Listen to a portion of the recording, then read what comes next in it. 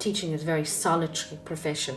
At the end of the day, you're on your own in front of a class, and it is a change or an adjustment for teachers, the idea of two people being in front of a class and working together. So you really do need to approach the teachers in advance. Don't have them arriving in September discovering that they're team teaching. I think it would also be very important to highlight that both teachers are equal in this partnership, and that you have a situation that maximises both teachers' potential in the team teaching arrangement.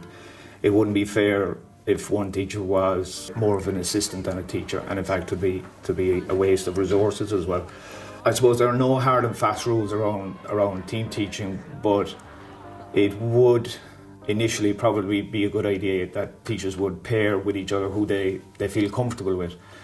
Not necessarily their best friend, because if it goes wrong, you could lose your friend as well, but it would be important that they would work with somebody that they maybe trust or have similar values.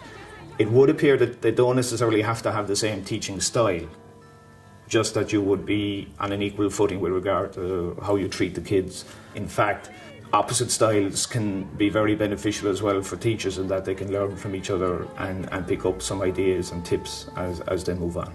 I think it would be suited to any type of second level school.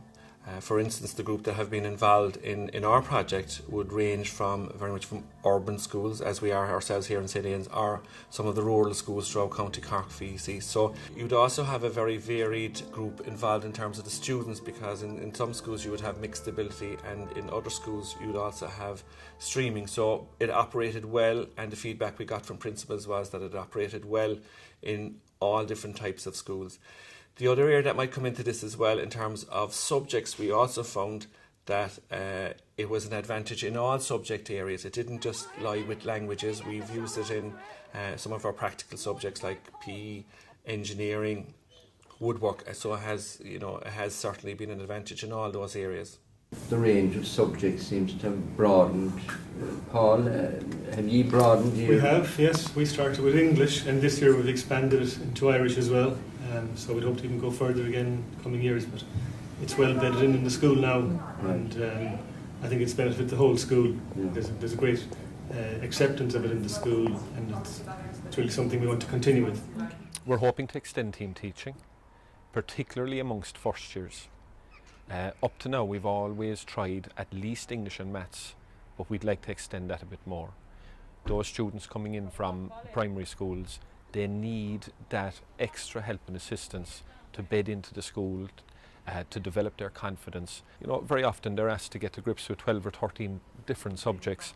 If we can get more team teaching to them, they'll get a great foundation from the very beginning of their schooling. From a timetabling point of view, I suppose it's using time very wisely, in that you have numbers in there rather than one or two in a resource setting, and to that extent it's helpful when timetabling. And one of the issues with timetabling is the resource hours. The scenario of taking a student out of a class, one student out of a class, and providing them with one-to-one tuition is not always the best solution. It is in some circumstances, but it's not always the best solution. Quite often, a group scenario is far better than taking a student out one at a time. Secondly, which class do you take them out of?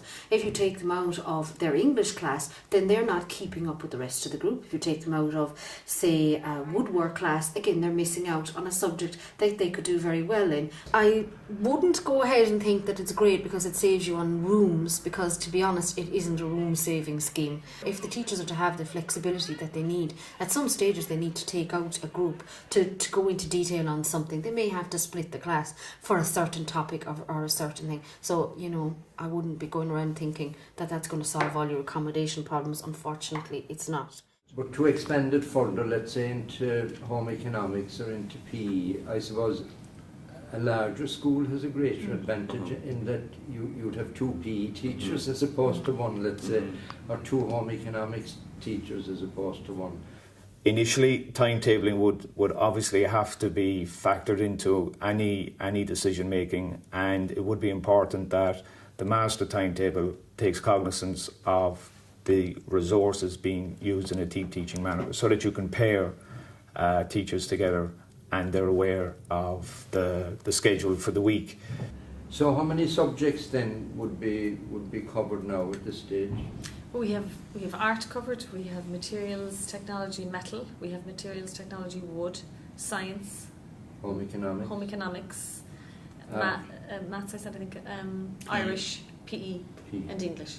That's excellent. That's a major expansion. There- There really isn't any subject Subject, area where it yeah. can't be applied to. No. At the end of the day, it's simply a question of having adequate resources. I see this as being has potential right across the entire curriculum. I'd say first of all, meet early on, meet like February, March, with your learning support department, with your subject departments, particularly your English and Maths department, and come together and determine which class will benefit from the team teaching. Not all classes will, not all students will.